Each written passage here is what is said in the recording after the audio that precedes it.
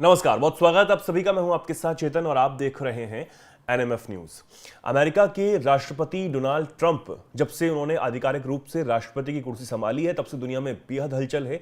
लगातार रोजाना बहुत सारी खबरें सामने आती हैं, चाहे वो रूस यूक्रेन युद्ध से जुड़ी हों या फिर इजराइल और हमास जंग से जुड़ी हों। लेकिन इस बीच एक और खबर सामने आई है जब ट्रंप ने एक बड़ा एक्शन लेते हुए यमन में बैठे हूती विद्रोहियों पर बमबारी जो है वो शुरू करवा दी है।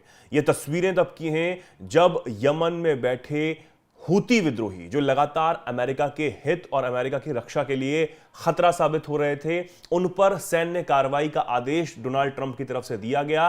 और जो अमेरिकी सेना है, अमेरिकी जो एयरफोर्स है, उसने इस तरीके से फाइटर जेट में उड़ान भरी और उसके बाद हूती विद्रोहियों पर, उनके इलाके पर, उनके क्षेत्र पर बमबारी जो है वो शुरू करवा दी।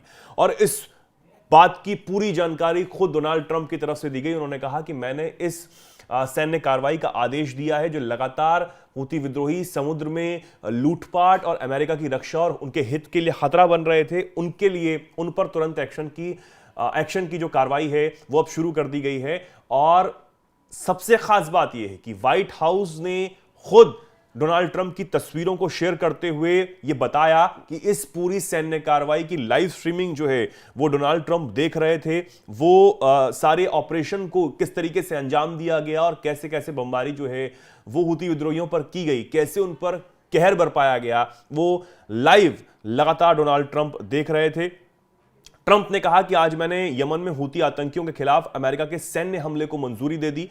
हूतियों ने लाल सागर में अमेरिका और अन्य देशों के खिलाफ जो आतंक छेड़ा हुआ है उसके खिलाफ यह सैन्य कार्रवाई है और हमारे जहाजों और एयरक्राफ्ट पर ये लोग लगातार हमले कर रहे हैं।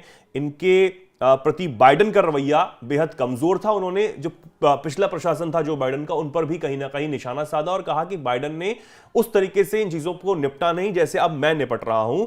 और क्योंकि ढिलाई जो है वो बाइडेन ने बढ़ती, जिस वजह से इन हूती आतंकियों का जो दबदबा है वो लगातार बढ़ता चला गया और इनके हौसले जो है वो बुलंद होते चले गए। लेकिन मैं बख्शना नहीं चाहता, इसलिए मैं ये कार्रवाई यहां पर अब कर रहा हूं, ये उन्होंने साफ तौर पर कहा। और उन्होंने अब कहीं ना कहीं ये हम सब जानते हैं कि हूती विद्रोहियों पर जो समर्थन है वो ईरान का है और ईरान से ट्रंप की कैसी ठनी रहती है। ईरान को लगातार वो चेतावनी देते रहते हैं कि अगर कोई भी हरकत ईरान की तरफ से की जाती है तो बहुत ज्यादा बुरा होगा। कई और भी तस्वीरें लगातार सामने आएंगी किस तरीके से एक्शन जो है वो हुआ है। और साथ ही उन्होंने कहा कि 1 साल से ज्यादा समय से अमेरिका का कोई भी व्यावसायिक जहाज सुरक्षित तरीके से इस लाल सागर से सुएज कनाल से होकर गुजरा नहीं है। जब भी वो गुजरता था तब ये हूती विद्रोही उस पर निशाना बनाते थे, लूटपाट करते थे और ये घटना जो है वो लगातार बढ़ रही थी, जिसके खिलाफ अब ट्रंप ने ये सैन्य कार्रवाई को अंजाम दिया है। और अमेरिका का आखिरी युद्धपोत, ये भी उन्होंने जानकारी की, जो आखिरी युद्धपोत है इस रूट से 4 महीने पहले गुजरा था, जिस पर करीब दर्जन भर से ज्यादा विद्रोहियों ने हमले कर दिए थे और लूटपाट की थी। बहुत नुकसान अमेरिका को लगातार हो रहा था व्यवसाय के मामले में और इसलिए यह सैन्य कार्रवाई को अंजाम दिया गया है।